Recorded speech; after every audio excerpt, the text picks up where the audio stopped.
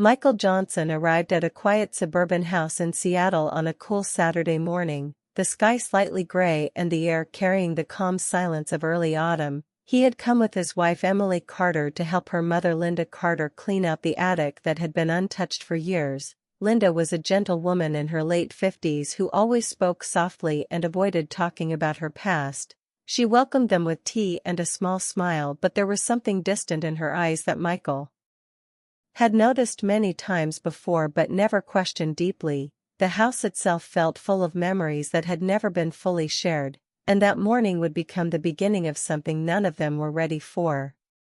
As Michael climbed the narrow attic stairs, he felt the wooden steps creak under his weight, dust floating in the thin sunlight coming through a small window. Boxes were stacked everywhere, some labeled, some completely forgotten. Emily was downstairs helping her mother sort old kitchen items while Michael was tasked with organizing the attic. He did not expect anything interesting, just old clothes, books, maybe broken furniture, but fate had different plans.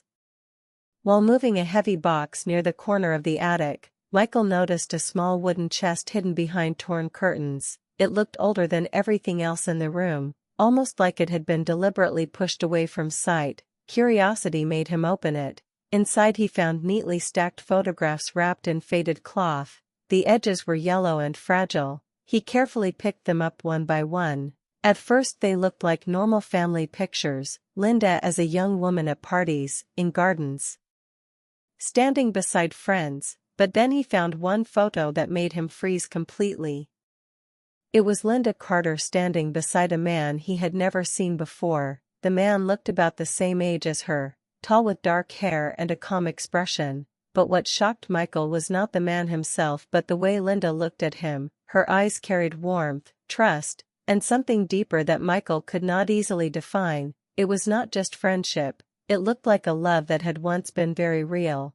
Michael felt a strange confusion as he stared at the image, because this version of Linda was completely different from the reserved woman he knew today.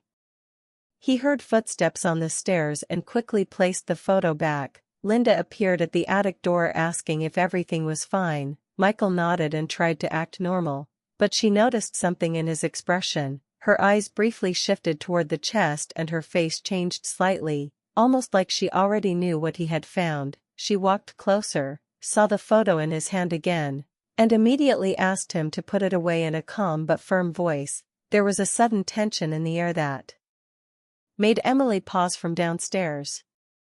Michael obeyed, but his mind was already racing. He could sense that this was not just an old memory, it was something Linda had buried deep for many years. That evening during dinner the conversation remained light but forced. Linda spoke about simple things like groceries and weather but avoided eye contact whenever the attic was mentioned. Emily seemed unaware of the tension but Michael could not ignore it. After dinner Linda went to her room early, leaving Michael and Emily alone in the living room.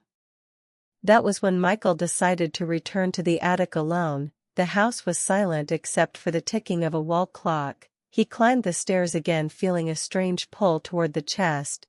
This time he searched more carefully, moving aside loose wooden planks and old boxes, until his fingers touched something hidden behind a beam. It was an envelope sealed carefully and aged with time. His heart beat faster as he opened it slowly. Inside was a handwritten letter. The ink slightly faded but still readable. It began with a name that made Michael pause, Daniel Brooks. The letter spoke of love, promises, and a sudden separation that had not been explained clearly. It described a relationship that had been interrupted by misunderstandings and outside pressure. The words carried deep emotion, regret, and unanswered questions. Michael felt as if he was reading a piece of a life that had been locked away for decades. As he read further he realized this was not just a romantic memory, it hinted at something painful, something involving betrayal or interference that had changed everything between Linda and this man Daniel Brooks. The letter ended abruptly with unfinished thoughts, as if the writer had never been able to complete his message. Michael sat there for a long time in silence, trying to understand what he had just discovered.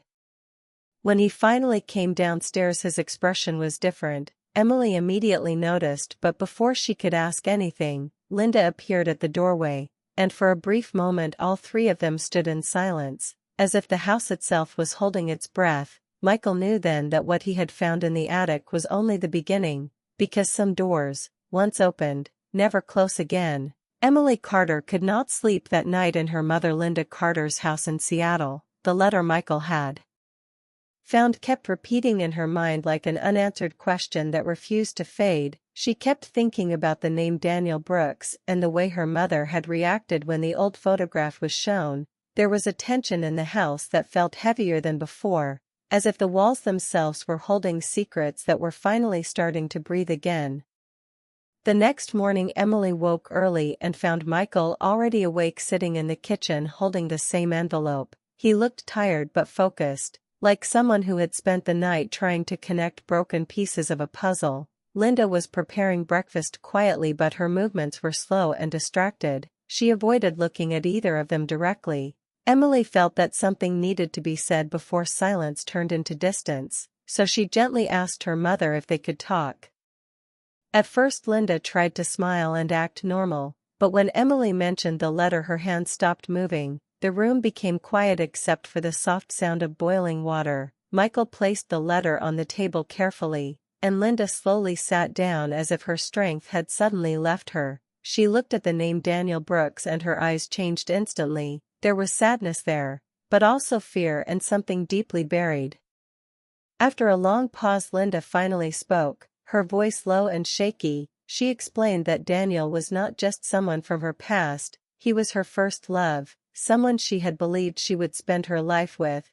They had known each other in their younger years when life was simple and dreams felt possible. They planned a future together, but things changed suddenly when pressure from families and misunderstandings created a distance between them.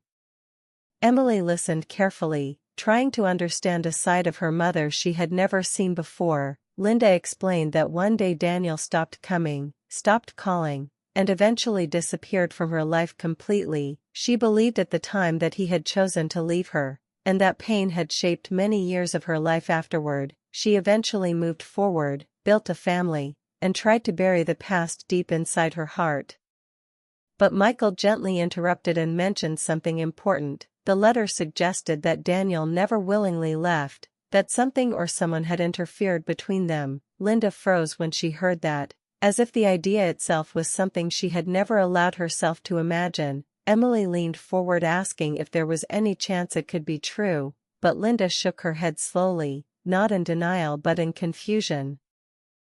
The emotional tension in the room grew heavier as Michael shared another detail. The letter hinted that messages between Linda and Daniel had been blocked or never delivered. This information shocked Emily because it meant their separation might not have been natural at all. Linda stood up and walked toward the window, looking outside as if searching for answers in the distance. Her voice broke as she said she had always believed she was simply forgotten.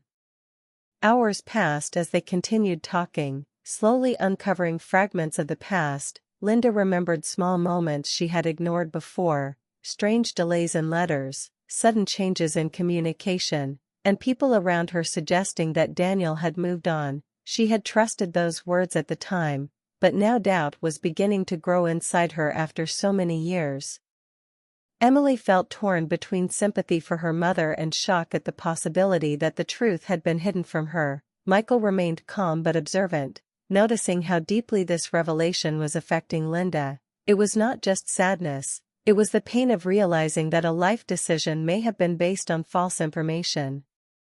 Later that afternoon, while going through more old belongings, Emily found a small box of letters hidden inside a drawer. Most of them were never opened, addressed in Daniel Brooks' handwriting. Her hands shook as she brought them to the table. Linda stared at them in disbelief, because she had never seen them before. This discovery changed everything. The possibility that these letters had been kept away from her created a new wave of emotions, confusion, anger, and heartbreak all mixed together. Linda opened one letter carefully and read a few lines. Her eyes filled with tears as she realized that Daniel had tried multiple times to reach her.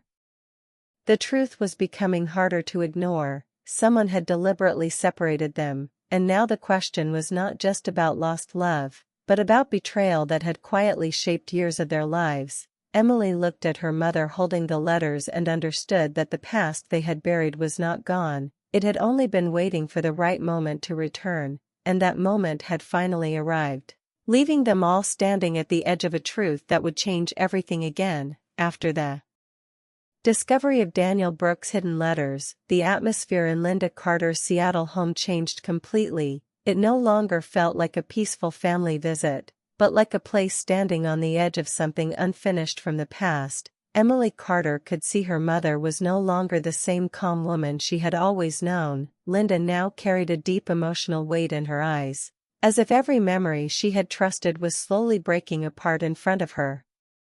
Michael Johnson stayed quiet most of the time, but his mind was constantly trying to connect the missing pieces. The letters proved that Daniel had tried to reach Linda many times, which meant someone had intentionally blocked their communication. This thought created a new direction in their search, because now it was not just about lost love, it was about truth being hidden.